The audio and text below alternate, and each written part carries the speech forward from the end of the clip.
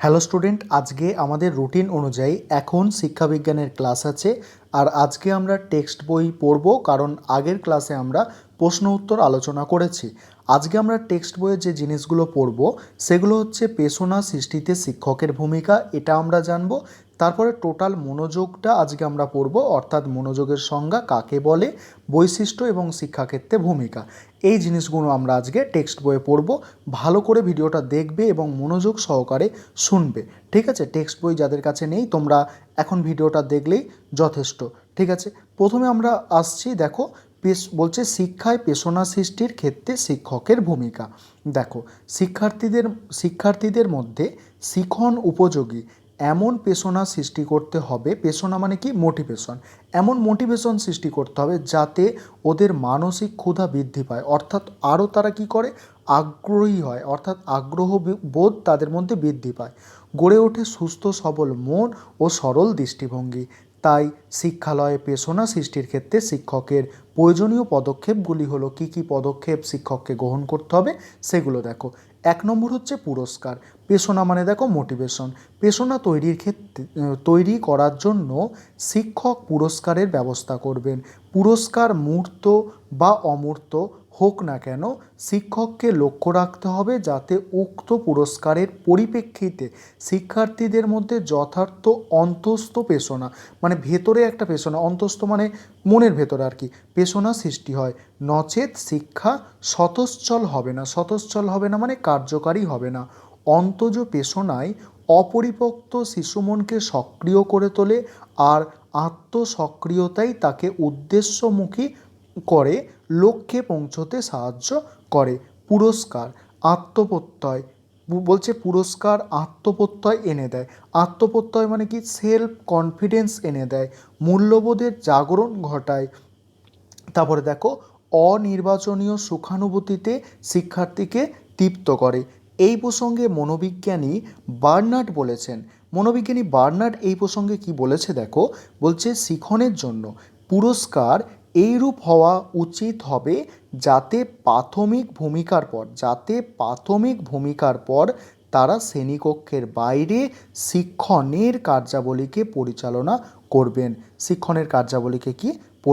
করবেন।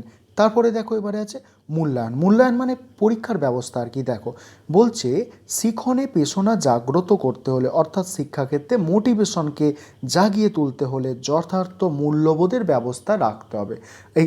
মূল্যবোধ নয়, মূল্যায়নের ব্যবস্থা রাখতে হবে। মূল্যায়ন মানে কি? পরীক্ষার ব্যবস্থা। টাইমে একটা মূল্যায়ন করতে হবে। মূল্যায়ন নিষ্ক্রিয় মনোভাবকে সক্রিয় করে তোলে। মূল্যায়ন কি? নিষ্ক্রিয় মনোভাব। দেখবে তোমরা পরীক্ষার সময় অনেক বেশি সক্রিয় হয়ে ওঠো, সেই কারণে বলছে মূল্যায়ন নিষ্ক্রিয় মনোভাবকে সক্রিয় করে তোলে। এটি জয় পরাজয়ের বার্তা শিক্ষার্থীদের দ্বারে এনে দেয়। মূল্যায়ন আত্মসংশোধনের পথপ্রদর্শক হয়ে কাজ করে। অর্থাৎ মূল্যায়ন হলে সে কতটা ভালো কতটা খারাপ নিজেই জানতে পারবে, সেইভাবে সে নিজেকে সংশোধিত করবে। তারপর কি আছে দেখো, সফলতা এখানে কি বলা হচ্ছে দেখো, সফলতার চাহিদা তৃপ্ত না হলে শিক্ষা ফলপ্রসূ হয় না। সাফল্য কি? পেশনার দূত। সাফল্য জাগিয়ে দেয় দায়িত্ব ও কর্তব্যবোধের চাহিদা। সাফল্যই ঘটায় মেধা ও ব্যক্তিত্বের স্ফুরণ। তারপর দেখো, ব্যক্তিগত বৈষম্য অনুযায়ী যাতে সাফল্য আসে সেই জন্য কর্তব্যপরায়ণ শিক্ষক বৈচিত্র্যপূর্ণ বিধি দেখো, বৈচিত্র্যপূর্ণ, ভালো করে আরেকবার দেখে নাও, বৈচিত্র্যপূর্ণ বিবিধ মানে নানা রকম, ঠিক আছে? বৈচিত্র্যপূর্ণ নানা রকম কর্মের সুব্যবস্থা গ্রহণ করবেন। এবার দেখো, এ বিষয়ে মনোবিজ্ঞানী এম ব্রাউন কি বলেছেন। এম ব্রাউন বলেছেন কি দেখো, বিশ্ববিদ্যালয় কর্ম পর্যাপ্ত রূপে, বলছে এখানে বিদ্যালয় আছে, বিদ্যালয়ে কর্ম পর্যাপ্ত রূপে বৈচিত্র্যপূর্ণ হলে প্রত্যেক শিক্ষার্থী তার ক্ষমতা অনুযায়ী সফল হতে পারে। অর্থাৎ প্রত্যেক শিক্ষার্থীর ক্ষমতা তো সমান নয়, কেউ বেশি ইন্টেলিজেন্ট, কেউ কম ইন্টেলিজেন্ট, এক্ষেত্রে একটা তফাৎ এসে যায়, কেউ বেশি দক্ষ কেউ কম দক্ষ। সেক্ষেত্রে কি, তাহলে বৈচিত্র্যপূর্ণ যদি হয় তাহলে সবাই তাদের ক্ষমতা অনুযায়ী সফল হতে পারবে আর কি। তারপর বলছে প্রশংসা, শিক্ষককে প্রশংসাও করতে হবে, তাহলে শিক্ষার্থীর মধ্যে কিন্তু মনোযোগ আসবে। সেটা কি বলছে দেখো, প্রশংসা শিক্ষার্থীদের মধ্যে প্রেরণা সঞ্চার করে। প্রশংসাই শিক্ষার্থীকে উজ্জীবিত করে, হীনমন্যতাবোধ নিবৃত্তি ঘটায়। হীনমন্যতাবোধ মানে কি জানো? হীনমন্যতাবোধ যে তোমার দ্বারা আর কিছু হবে না, এইটাকে নিবৃত্তি ঘটায়। মনোবিজ্ঞানী হারলকের মতে প্রশংসাই শিক্ষার্থীদের আত্মশ্রদ্ধার চাহিদাকে পরিতৃপ্ত করতে সহায়তা করে। এর কার্যকারিতা বিশেষভাবে শিক্ষককে শিক্ষককে বিচক্ষণতার ওপর এর কার্যকারিতা বিশেষভাবে শিক্ষকের বিচক্ষণতার ওপর নির্ভরশীল, অর্থাৎ শিক্ষক কত বিচক্ষণ তার উপরে। সহযোগিতা প্রতিযোগিতা, পরের পয়েন্ট দেখো। শিক্ষণের ক্ষেত্রে শিক্ষার্থীর মধ্যে পারস্পরিক সহযোগিতা এবং প্রতিযোগিতা সৃষ্টি করে। সহযোগিতা ছাত্রে সৌভ্রাতৃত্ববোধের বিকাশ ঘটায়, বিভেদের মধ্যে ঐক্য প্রতিষ্ঠিত করে আর সার্থক ইতিবাচক ফল উপহার দেয়। এই প্রসঙ্গে মনোবিজ্ঞানী সাইমন্ড বলেছেন, দেখো, শিক্ষাক্ষেত্রে প্রতিযোগিতা সামাজিক বাস্তবের আঙিনায় মাধুর্যপূর্ণ সুযোগ সুবিধা প্রদান করে, আর সহযোগিতাকেও বিশেষ গুরুত্ব দেওয়া হয়, কারণ এগুলির ফলাফল শিক্ষার উদ্দেশ্যের সঙ্গে অপেক্ষাকৃত ঘনিষ্ঠভাবে একযোগে কাজ করে। সুতরাং শিক্ষণে প্রেরণা জাগ্রত করতে হলে সহযোগিতা ও প্রতিযোগিতা এই দুটির প্রয়োগ যথার্থভাবে শিক্ষককে করতে হবে। তারপরে পারদর্শিতার আকাঙ্ক্ষা, শিক্ষার্থীদের মধ্যে যে পারদর্শিতার একটা আকাঙ্ক্ষা সেটা জাগিয়ে তুলতে হবে।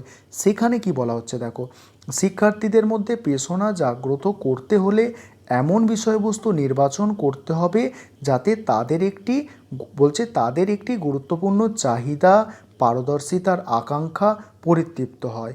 এ বিষয়ে মনোবিজ্ঞানী বার্নার্ডের বক্তব্য বিশেষভাবে পাণিধানযোগ্য। তিনি বলেছেন, শিক্ষাগত লক্ষ্যগুলি অবশ্যই আয়ত্তসাধ্য হবে এবং শিক্ষার্থীরা অনুধাবন করবে যে তারাও ওগুলি সম্পন্ন করতে সক্ষম, যে তারা যাতে বুঝতে পারে যে আমাদের দিয়ে এটা হবে। কারণ তোমার মধ্যে যদি ঢুকে যায় যে এরকম একটা চিন্তা ঢুকে যায় যে তোমার দিয়ে হবেই না, তাহলে কিন্তু তুমি সেটা আগ্রহ পাবে না, অর্থাৎ মোটিভেশন পাবে না। সেটাই বলছে এখানে, যে পারদর্শিতার যে আকাঙ্ক্ষা, সেই পারদর্শিতার আকাঙ্ক্ষাই হারিয়ে যাবে যে তুমি যদি বোঝো যে এই কাজটা আমি পারবো না।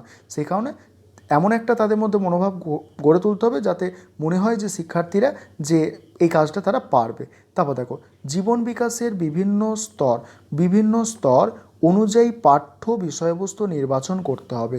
বিষয়বস্তু নির্বাচনের ক্ষেত্রে যে সমস্ত পরীক্ষা নিরীক্ষা রয়েছে তার মধ্যে হার্ভিগস্টার এর পরীক্ষা বিশেষভাবে সমাদিত্য, সব থেকে উল্লেখযোগ্য। হার্ভিগস্টার বলেছেন দেখো, পেশাগত সমস্যা সহজবোধ্য হবে তখনই যখন শিক্ষকের পদ্ধতি এবং প্রস্তাবনাগুলি জৈবিক, মনোবৈজ্ঞানিক এবং সাংস্কৃতিক কর্মভারের বুনিয়াদের সঙ্গে সামঞ্জস্যপূর্ণ হবে। তারপর দেখো, সুতরাং শিক্ষার্থীদের পেশনা জাগ্রত করতে হলে পারদর্শিতার আকাঙ্ক্ষা তৃপ্ত করতে হলে উপরিক্ত নীতিগুলির কথা মাথায় রেখে বিষয়বস্তু নির্বাচন করতে হবে। তারপরে বলছে উপসংহার, পুরস্কার ও প্রশংসার মাধ্যমে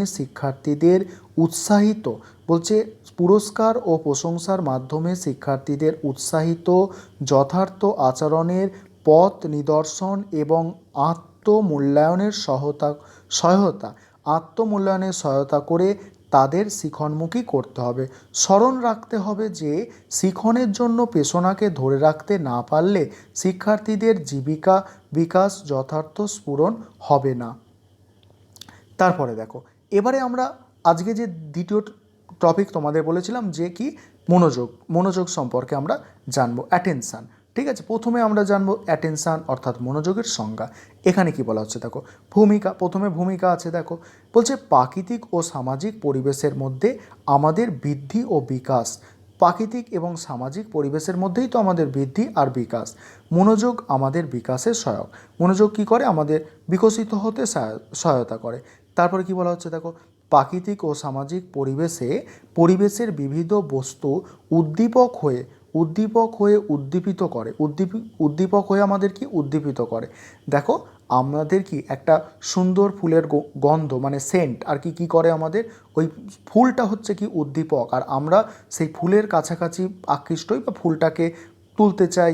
বা পতঙ্গ, একটা ধরো পতঙ্গই ধরো, একটা মৌমাছি বলো প্রজাপতি বলো, একটা সুন্দর ফুলের প্রতি আকৃষ্ট হয়ে ফুলটায় বসতে যাচ্ছে, এক্ষেত্রে ফুলটা হচ্ছে উদ্দীপক, আর এই যে যাওয়াটা অর্থাৎ সেই যে কাজটা করা সেটা হচ্ছে উদ্দীপিত হওয়া। ঠিক আছে, এটা তোমাকে খেয়াল রাখতে হবে।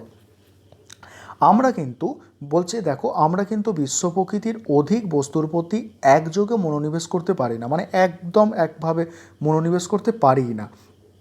ওই একাধিক বস্তুর মধ্যে যেটি চেতনার কেন্দ্রস্থলে থাকে সেটিতে মনোযোগ নিবেশিত হয়, অর্থাৎ সেটিতে মন একান্তভাবে যুক্ত হয়। বিজ্ঞান বলছে বিভিন্ন মনোবিজ্ঞানী বিভিন্ন দৃষ্টিভঙ্গিতে মনোযোগ সম্বন্ধে মত ব্যক্ত করেছেন। তারপরে কি প্রথমে কি আছে দেখো, যেমন ভন্ডু প্রমুখ মনোবিজ্ঞানীদের মতে জ্ঞানাত্মক দিক হলো মনোযোগ। আবার মনোবিজ্ঞানী জেমস ওয়ার্ড এর মতে ক্রিয়াত্মক দিক হলো মনোযোগ। মনোবিজ্ঞানী টিচেনারের মতে জ্ঞানাত্মক ও অনুভূতিমূলক দিক হলো মনোযোগ। কিন্তু আধুনিক মনোবিজ্ঞানীগণ মনোযোগকে মনের একটি ক্রিয়া হিসাবে ব্যক্ত করেছেন। তারপরে দেখো মনোযোগের সংজ্ঞা, এখানে কি বলা হচ্ছে দেখো, মনোবিজ্ঞানী স্টাউটের মতে, এটা খুব ভালো করে তোমাদের দেখতে হবে মনোযোগের সংজ্ঞা। আর এটা যেহেতু সোশ্যাল সায়েন্সের সাবজেক্ট, তাহলে তোমরা বুঝতেই পারছো যে সোশ্যাল সায়েন্সের যে কোনো সাবজেক্টে কোনো কংক্রিট সংজ্ঞা হয় না, অর্থাৎ জীবনবিজ্ঞান ভৌতবিজ্ঞানের মতো নয়। এখানে বিভিন্ন মনোবিজ্ঞানী বিভিন্ন সংজ্ঞা দিয়েছেন। প্রথমে স্টাউটের সংজ্ঞা, স্টাউট কি বলছেন মনোযোগ সম্পর্কে দেখো, মনোযোগ হলো নির্বাচিত চেতনামূলক জ্ঞান অর্জনের প্রক্রিয়া। নির্বাচিত চেতনামূলক জ্ঞান অর্জনের প্রক্রিয়া।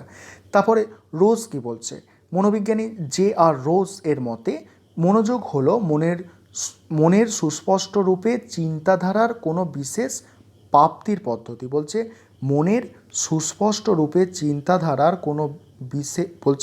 কোনো বিষয় প্রাপ্তির পদ্ধতি, যে কোনো একটা বিষয় মানে পাবে, অর্থাৎ প্রাপ্তি লাভ হবে, তার একটা পদ্ধতি। তারপরে ম্যাকডুগাল কি বলছে, খুব ইম্পর্টেন্ট, চেতনামূলক প্রক্রিয়ার দিক থেকে বিবেচনা করলে মনোযোগ হলো জ্ঞানার্জন বা প্রাপ্তির প্রবল প্রচেষ্টা মাত্র। বলছে জ্ঞানার্জনের বা প্রাপ্তির প্রবল প্রচেষ্টা মাত্র। তারপরে উডওয়ার্থ কি বলছে দেখো, মনোযোগ হলো সঞ্চারণশীল, কারণ এটি অনুসন্ধানমূলক পরীক্ষার বিনিময়ে ধারাবাহিকভাবে নতুন কিছু পেতে চায়। এবারে বলছে দেখো, ডিকশনারি অফ সাইকোলজিতে মনোযোগ সম্পর্কে বলা হয়েছে, কি বলা হয়েছে, মনোযোগ হলো কোনো ব্যক্তি যখন কিছু বাস্তব বা মনোগত বস্তু মানে দ্রব্য ঘটনা এইসব আর কি, কোনো বিষয়ে কার্যাবলীতে মনোসংযোগ করে। বলছে কোনো বিষয়ের কার্যাবলীতে মনোসংযোগ করে। এবারে পরের পার্ট আছে দেখো, মনোযোগের কি আছে বৈশিষ্ট্য। মনোযোগের বৈশিষ্ট্যর মধ্যে প্রথম বৈশিষ্ট্য হচ্ছে মনোযোগের কেন্দ্রানুগতা। ঠিক আছে, এখানে কি বলা হচ্ছে দেখো, এখানে এক কেন্দ্রীয় বৃত্তের সঙ্গে মনের বিভিন্ন স্তরকে তুলনা করা হয়েছে। দেখো এটা তোমাদের টেক্সট বইয়ে দেয়া আছে, আমি এটা এঁকেছি আরেকটু বোঝার সুবিধার জন্য। দেখো এই কেন্দ্রানুগত প্রক্রিয়া অর্থাৎ সেন্ট্রাল প্রসেসের দুটো স্তর আছে, একটা হচ্ছে চেতনার স্তর আর একটা হচ্ছে অবচেতন স্তর। ঠিক আছে, চেতনার স্তর, আর এই যে মাঝখানে হচ্ছে এটা চেতনার কেন্দ্র। ঠিক আছে, এই কেন্দ্র থেকে এইটা হচ্ছে চেতনার স্তর, আর এই বাইরেটা হচ্ছে অচেতন স্তর। ঠিক আছে, এবারে কি বলা হচ্ছে এখানে ভালো করে বুঝবে। বলছে ভিতরের ছোট বৃত্তটি হলো চেতনার বিস্তৃতি, যে বিস্তৃতির অন্তর্গত যে কোনো বস্তু সম্পর্কে আমরা সচেতন থাকি। যখন উক্ত সচেতন স্তরের অন্তর্গত কোনো বস্তু চেতনার কেন্দ্রস্থলে আসে তখনই ওই বস্তুতে মনোযোগী হই। এই প্রক্রিয়ায় প্রত্যক্ষণের কোনো বিশেষ বস্তু চেতনার কেন্দ্রস্থলে আসে, তখন উপস্থাপিত বস্তুটি সম্বন্ধে বিশেষ জ্ঞান অর্জন হয়, আর যে সকল বস্তু বা অভিজ্ঞতা সম্পর্কে ব্যক্তি সচেতন থাকে না সেগুলি অবচেতন স্তরে থাকে। তারপরে কি বলা হচ্ছে দেখো, মনোযোগের পরিসর, এখানে কি বলা হচ্ছে দেখো, মনোযোগের ক্ষেত্র সীমিত। মনোযোগের ক্ষেত্র সীমিত। একবার মনোযোগের ভিত্তিতে কোনো ব্যক্তি বলছে একবার মনোযোগের ভিত্তিতে কোনো ব্যক্তি যে কটি বস্তু নির্ভুলভাবে প্রত্যক্ষ করতে সক্ষম হয় তাকে ওই ব্যক্তির মনোযোগের পরিসর বলে। তাহলে মনোযোগের পরিসরটা কি বুঝলে? বলছে মনোযোগের ক্ষেত্র সীমিত। একবার মনোযোগের ভিত্তিতে কোনো ব্যক্তি যে কটি বস্তু নির্ভুলভাবে প্রত্যক্ষ করতে সক্ষম হয় তাকে ওই ব্যক্তির মনোযোগের পরিসর বলে। পরীক্ষা করে দেখা গেছে বিভিন্ন রকম জিনিসের ক্ষেত্রে মনোযোগের পরিসর ভিন্ন ভিন্ন হয়ে থাকে। পরীক্ষালব্ধ ফল থেকে জানা যায় যে মনোযোগের বস্তুগুলি যদি এলোমেলোভাবে থাকে তাহলে একসঙ্গে 5টির বেশি বস্তুতে মনোযোগ দেওয়া যায় না। তবে বস্তুগুলি যদি নির্দিষ্ট নিয়ম বন্ধনে সজ্জিত তাহলে একসঙ্গে আরও বেশি জিনিসে মনোযোগ দেওয়া সম্ভব হয়। তারপরে দেখো মনোযোগের পরিসর মাপক যন্ত্র। ঠিক আছে, বলছে এই পরিসর মাপক যন্ত্রটা তোমরা খুব ভালো করে মনে রাখবে, টেকনোস্কোপ। ঠিক আছে, টেকনোস্টোকোপ। ঠিক আছে, এই স্পেলিংটা একটু ভালো করে মনে রাখবে, যন্ত্রের সাহায্যে মাপা হয়। ঠিক আছে, এখানে টেকনিষ্ট কথার অর্থ কি? ক্ষিপ্ত। আর স্কোপ কথার অর্থ হচ্ছে দর্শন বা দেখা। এটা হচ্ছে একটা গ্রিক ভাষা, টেকনোস্টোকোপ। ঠিক আছে, তারপরে দেখো মনোযোগের বিচলন বা অস্থিরতা। আমরা কিন্তু একটা জিনিসের প্রতি অনেক সময় ধরে মনোযোগী হতে পারি না, আমাদের মধ্যে বিচলন চলে আসে, সেটাই বলছে এখানে। বলছে মনোযোগ অস্থির প্রকৃতির, তাই কোনো একটি বিশেষ বিষয়ের মনোযোগ বেশিক্ষণ থাকে না। কোনো বিশেষ বিষয়ে কি মনোযোগ বেশিক্ষণ থাকে না? বলছে মন এক বিষয় থেকে অন্য বিষয়ে বারবার ধাবিত হয়, আবার ফিরে আসে। মনোযোগের বারংবার যাওয়া আসার বৈশিষ্ট্যকে বলা হয় মনোযোগের বিচলন বা অস্থিরতা। বলছে যেমন একটা উদাহরণ দিয়েছে, খুব সুন্দর উদাহরণ। কোনো টেবিল ঘড়ি টেবিলের ওপর রেখে এমন দূরত্ব রেখে দাঁড়ানো হলো যাতে উক্ত টেবিল ঘড়িটি খুব ক্ষীণ টিকটিক শব্দ শোনা যায়। কান পেতে রাখলে যে অভিজ্ঞতা অর্জিত হয় তা হলো যে মাঝে মাঝে টিকটিক শব্দ শোনা যাচ্ছে, আবার মাঝে মাঝে শোনা যাচ্ছে না। মনোযোগের বিচলন বা অস্থিরতার জন্যই এইরূপ অভিজ্ঞতার সাক্ষী হতে হচ্ছে। তারপরে দেখো কি লেখা আছে, ম্যাসন ডাইস যন্ত্রের সাহায্যে মনোযোগের বিচলন বা অস্থিরতা মাপা হয়। এটা একটা তোমাদের শর্ট প্রশ্ন, তোমরা লিখে রাখতে পারো। তারপরে মনোযোগের নির্বাচনী ক্ষমতা কি বলা হচ্ছে? মনোযোগের অন্যতম বৈশিষ্ট্য হলো মনোযোগের নির্বাচনী ক্ষমতা। বিশ্ব জগতে অনেক ধারণা বা অনেক বস্তু একসঙ্গে আমাদের ইন্দ্রিয়গ্রাহ্য হয়ে থাকে। ওগুলির মধ্য থেকে নির্বাচিত ধারণা বা নির্বাচিত বস্তু চেতনার কেন্দ্রস্থলে যায় এবং আমরা মনোনিবেশ করি। তারপরে বলা হচ্ছে মনোযোগের পরিবর্তনশীলতা। মনোযোগ আবার পরিবর্তন হয়। দেখো, যে বৈশিষ্ট্যের জন্য মনোযোগ কোনো বস্তুর ওপর দীর্ঘক্ষণ নিরবচ্ছিন্নভাবে ধরে রাখা যায় না। বলছে যে বৈশিষ্ট্যের জন্য মনোযোগ কোনো বস্তুর ওপর দীর্ঘক্ষণ ধরে রাখা যায় না, এক বস্তু থেকে অন্য বস্তুতে স্থানান্তরিত হয়, সেই বৈশিষ্ট্যকে মনোযোগের পরিবর্তনশীলতা বলে। এই বৈশিষ্ট্যর জন্য আমরা ইচ্ছা করলেও ইচ্ছামতো কোনো বস্তুকে চেতনার কেন্দ্রস্থলে ধরে রাখতে পারি না। তারপরে দেখো নতুনত্বের খোঁজ। মনোযোগের আরেকটি বৈশিষ্ট্য হলো এটি অনুসন্ধানমূলক। শিক্ষার্থীর অনুসন্ধিৎসু মনের, অনুসন্ধান করার একটা প্রবণতা থাকে শিক্ষার্থীর মনে, সেই অনুসন্ধানকালে নতুন নতুন জিনিসের প্রতি কৌতূহলের জন্ম দেয়, ফলে জ্ঞানের পরিসর বৃদ্ধি পায়। মনোযোগের শর্ত, এটা একটা ছোট প্রশ্ন আসতে পারে। মনোযোগের কিন্তু দুটো শর্ত আছে, একটা বস্তুগত শর্ত আর একটা ব্যক্তিগত শর্ত। বস্তুগত শর্ত কি? যদি বলে দুটো বস্তুগত শর্ত লেখো মনোযোগে, এক হচ্ছে উদ্দীপকের আকার আর একটা হচ্ছে তীব্রতা। যেমন তোমরা লেখা দ্বারা, কারণ ভালো হাতের লেখা দ্বারা, টিচারের বোর্ডে ভালো হাতের লেখার দ্বারা তোমরা আকৃষ্ট হতে পারো। ঠিক আছে, সেই হাতের লেখাটাকে ধরো বড় বড় করে লিখলো, সেটা হচ্ছে তার আকার। ঠিক আছে, এবং তীব্রতা, সেই লেখাটা আবার ধরো সবুজ কালার, নীল কালার এরকম চক ব্যবহার করেছে। ঠিক আছে, সেখানে তোমাদের কিন্তু তীব্রতা একটা থাকছে। এবার শর্ত, যেমন অভিজ্ঞতা, আগ্রহ প্রভৃতি। তারপরে দেখো মনোযোগ, বলছে মনোযোগের পরের পয়েন্টটা দেখো, বৈশিষ্ট্যের পরের পয়েন্ট কি আছে, মনোযোগের দিক ধর্ম। দিক ধর্মতে কি বলা হচ্ছে, মনোযোগের দুটি দিক আছে, একটা হচ্ছে ইতিবাচক দিক আর একটা হচ্ছে নেতিবাচক দিক। কি বলা হচ্ছে এবারে, মনোযোগের জন্য নির্বাচিত বিষয়টি হলো মনোযোগের ইতিবাচক দিক, আবার যে বিষয়ে মনোযোগ বর্জিত সেটি হলো নেতিবাচক দিক। মনোযোগের বিষয় বা বিষয়গুলি নির্বাচিত এবং মনোযোগের বিষয় বা বিষয়গুলি বর্জিত। বলছে মনোযোগের বিষয় বা বিষয়গুলি নির্বাচিত এবং মনোযোগের বিষয় বা বিষয়গুলি আবার বর্জিতও হতে পারে, এটাই বলছে আর কি।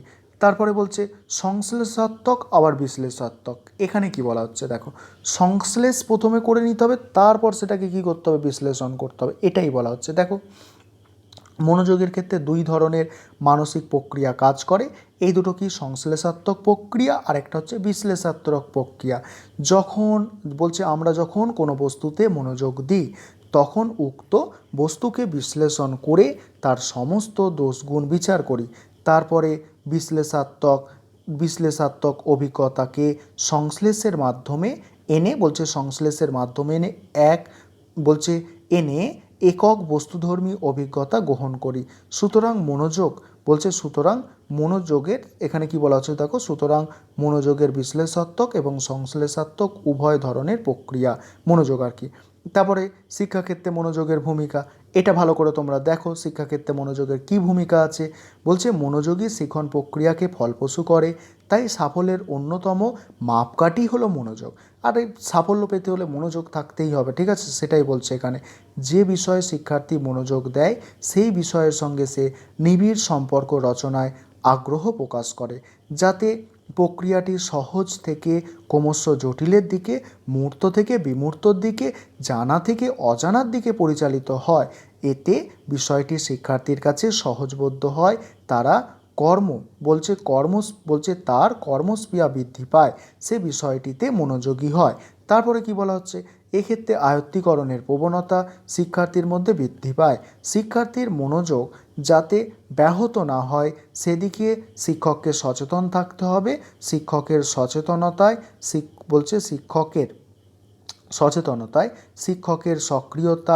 সক্রিয়তায় তার যথার্থ উপস্থাপনায় শিক্ষার্থীর মনোযোগ বৃদ্ধি পায়। তাহলে শিক্ষককে মনোযোগ বাড়াতে গেলে শিক্ষককে অনেক রকম কাজ করতে হবে, সচেতন থাকতে হবে, সক্রিয় থাকতে হবে, তবেই মনোযোগ কিন্তু শিক্ষার্থীদের মধ্যে বৃদ্ধি পাবে। তারপরে কি বলা হচ্ছে দেখো,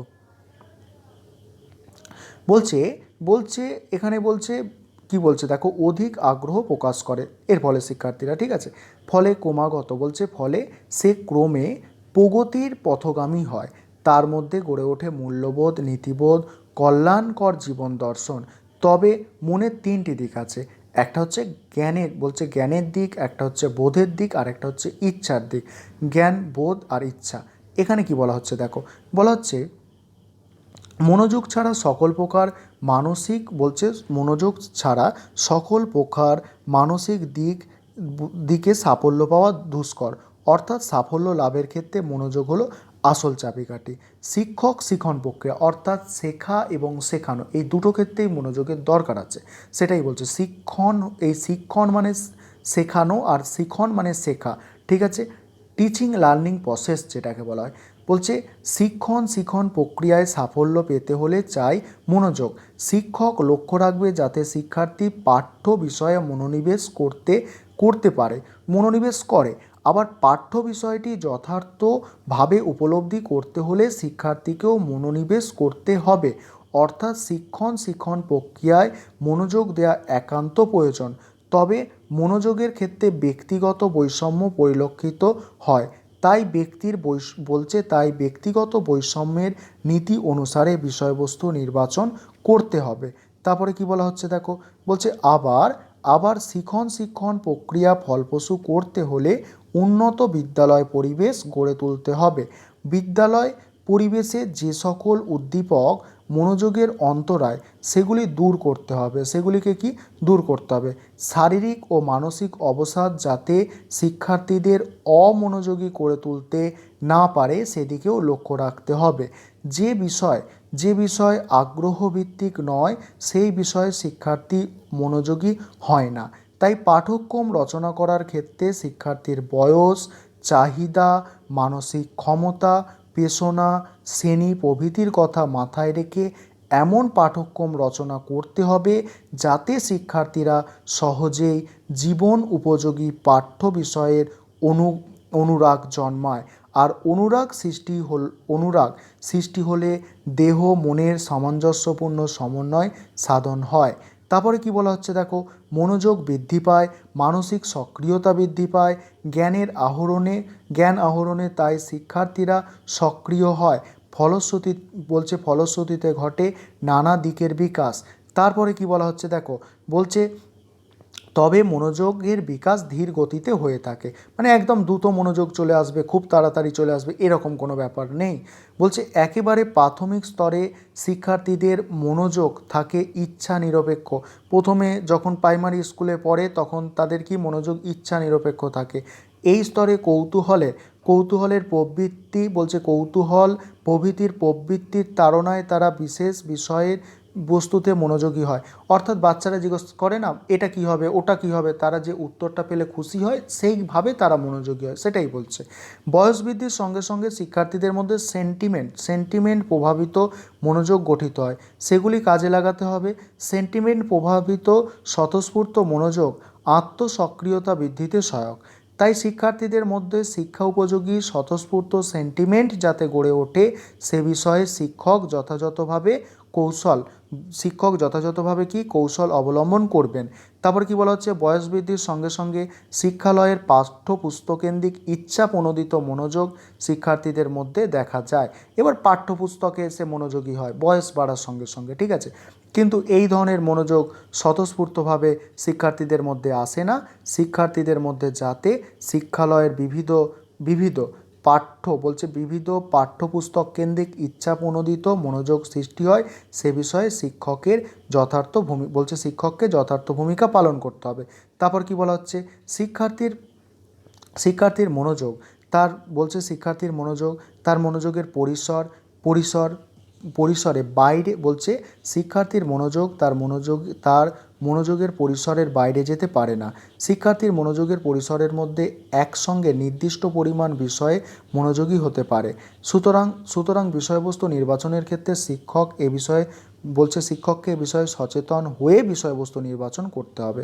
আবার মনোযোগ পরিবর্তনশীল, মনোযোগ সঞ্চালনধর্মী, উক্ত ধর্মবশত মনোযোগের স্থানান্তর ঘটে, অর্থাৎ এক বিষয় থেকে অন্য বিষয় মনোযোগ সরে যায়।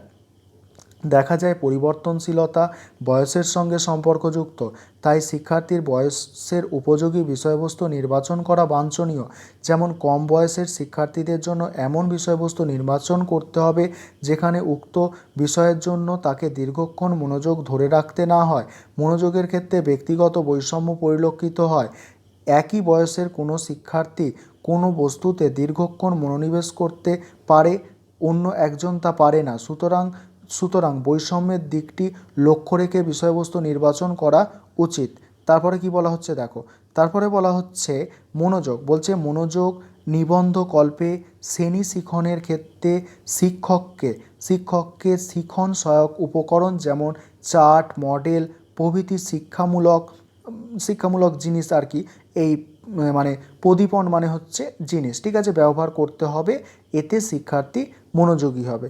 তারপরে এখানটা দেখে নাও একটু, বলছে আবার মনোযোগের ব্যক্তিগত নির্ধারক যেমন শিক্ষার্থীর প্রবণতা, কৌতূহল প্রভৃতির দিকে লক্ষ্য রাখতে হবে। তারপরে বলছে বস্তুগত নির্ধারণের উপস্থাপনে শিক্ষার্থী মনোযোগী হয়। উদ্দীপকের আকার, ঠিক আছে, তীব্রতা, গতিশীলতা প্রভৃতির ওপর যেহেতু মনোযোগ নির্ভর করে সেহেতু ওইগুলি যথাযথ প্রয়োগে শিক্ষার্থীরা মনোযোগী হয়। মনোযোগী প্রজ্ঞার উন্মেষ ঘটায়। প্রজ্ঞা মানে হচ্ছে জ্ঞান। সুতরাং দেখো, জৈবিক মানসিক সংগঠনের ওপর বিশেষ গুরুত্ব দিয়ে শিক্ষককে শিক্ষণ প্রচেষ্টা চালাতে হবে, তবেই শিক্ষার্থী মনোযোগী হবে এবং শিখন প্রচেষ্টা ফলপ্রসূ হবে। এর পরের ক্লাসে আমরা অনুরাগ বা আগ্রহ থেকে পড়াটা স্টার্ট করব।